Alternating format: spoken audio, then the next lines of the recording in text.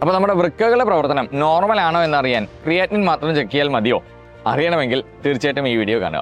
എല്ലാവർക്കും നമസ്കാരം. അപ്പോൾ മാർച്ച് 12 ലോക വൃക്ക ദിനം. അപ്പോൾ ഈ വർഷത്തെ തീം എന്ന് പറയുന്നത് കിഡ്നി ഹെൽത്ത് ഫോർ ഓൾ എന്നുള്ളതാണ്. അതായത് caring for people protecting the planet എന്നുള്ളതാണ്. ഏറ്റവും ഇമ്പോർട്ടൻ്റ് ആയിട്ടുള്ള വിഷയം എന്ന് വെച്ച് കഴിഞ്ഞാൽ പ്രമേഹമുള്ളവരിൽ നോക്കുകയാണെങ്കിൽ 10ൽ 3 തൊട്ട് 4 പേർക്ക് വൃക്കരോഗമുള്ളതായിട്ടാണ് കണക്കുകൾ സൂചിപ്പിക്കുന്നത്.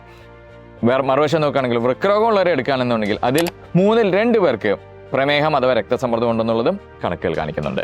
അപ്പോൾ പലപ്പോഴും നമുക്ക് അറിയാം ഈ പ്രമേഹം രക്തസമ്മർദ്ദം വർദ്ധിച്ചു വരുന്ന കാലമാണ്. അപ്പോൾ എപ്പോഴും എല്ലാവരും ക്രിയാറ്റിനെ കുറിച്ച് വളരെ ബോധേഡാണ്. കൂടുന്നുണ്ടോ ഡോക്ടറെ, വൃക്കരോഗം ഉണ്ടോ എന്നറിയാം. പക്ഷേ ക്രിയാറ്റിൻ കൂടുന്നതിന് മുന്നോടിയായിട്ടുള്ള വേറൊരു വലിയൊരു വിഷയമുണ്ട് നമുക്ക് ചെക്ക് ചെയ്യേണ്ടത്. അതാണ് മൂത്രത്തിലെ പത നോക്കണം.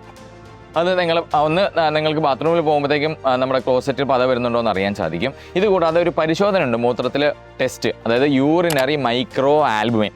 ഈ മൈക്രോ ആൽബുമിൻ ടെസ്റ്റ് വളരെ പ്രധാനപ്പെട്ടാണ്. 6 മാസം തൊട്ട് 1 വർഷത്തിൽ ഒരിക്കലെങ്കിലും അത് ചെയ്തിരിക്കണം.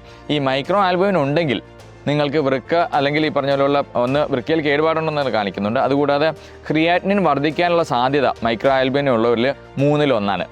അപ്പോൾ അതും വളരെ പ്രധാനപ്പെട്ട വിഷയമാണ്. അപ്പോൾ ഇനി പത ഉണ്ടെങ്കിൽ അതിനെ നമുക്ക് എങ്ങനെ ചെറുക്കാം?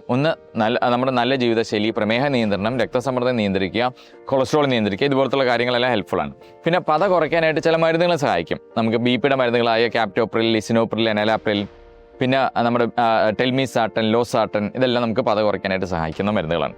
ഇതുകൂടാതെ നോക്കുകയാണെന്നുണ്ടെങ്കിലോ നമ്മുടെ പ്രമേഹത്തിൻ്റെ മരുന്നുകളായ ഡാപ്പാഗ്ലൈഫ്ലോസിൻ, എംബഗ്ലൈഫ്ലോസിൻ വളരെയധികം പത കുറയ്ക്കാനായിട്ട് സഹായിക്കും.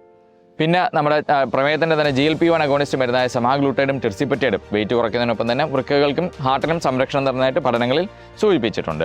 ഇതുകൂടാതെ പത കുറയ്ക്കാനായിട്ട് ഏറ്റവും ലേറ്റസ്റ്റ് ആയിട്ടുള്ളൊരു മരുന്നുണ്ട്, ഫിനിറിനോൺ എന്നതിൻ്റെ രാസനാമം. അപ്പോൾ ഈ ഫിനിറിനോൺ പത കുറയ്ക്കാനായിട്ട് ഗണ്യമായിട്ട് സഹായിക്കും. നിങ്ങളുടെ മൂത്രത്തിൽ പതയുണ്ടെങ്കിൽ ഈ മരുന്നുകൾ ഏതെങ്കിലും നിങ്ങൾക്ക് സഹായകരമാവുമോ എന്നുള്ളത് നിങ്ങളുടെ ഡോക്ടറുമായിട്ട് ഇത് ഡിസ്കസ് ചെയ്യുക. കാരണം പത കുറയ്ക്കുന്നത് വൃക്കരോഗം മുന്നോട്ട് പോകുന്നത് തടയാൻ സാധിക്കും. നമുക്ക് നല്ലൊരു ജീവിതം ആസ്വദിക്കാനും സാധിക്കും. അപ്പോൾ ഇനി എന്താ നോക്കുന്നത്? അപ്പോൾ ഇന്ന് തന്നെ മൂത്രത്തിൽ പത ടെസ്റ്റ് ചെയ്തേക്കുക, പ്രമേഹം രക്തസമ്മർദ്ദമുള്ളവർ. മാത്രമല്ല നിങ്ങളുടെ സുഹൃത്തുക്കൾക്ക് വീഡിയോ ഷെയർ ചെയ്യാനും മറക്കണ്ട. നന്ദി, നമസ്കാരം.